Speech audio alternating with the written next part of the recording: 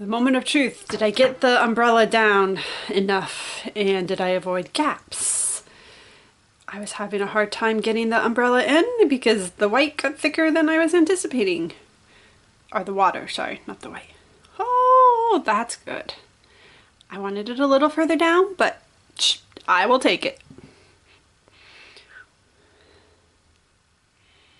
Well, that one's not quite. The wind's lifting it up. Oh, I mean,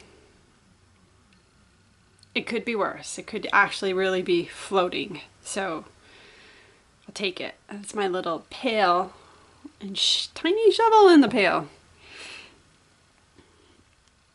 That one's better.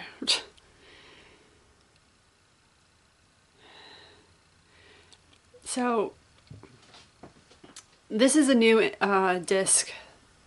This is an old design enlarged. So I had this but in a smaller version. I made, I don't know, a couple years ago now. And I decided to try and enlarge it and see what I think. And I like it. It's definitely a big embed piece. But I think it's cute. So, and I like the pail.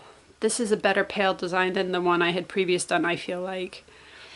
I wish this was a tad bit closer, but when I was because I put the pail in, then I poured the blue, and then I put this in, I wasn't, like, I was gonna make sure I did not stab the pail with the umbrella, so it's a little further over to ensure I did not hit it at all. So again, I wish I had gotten the umbrella down a little bit more, but otherwise, I'll take it. And a little surf in there.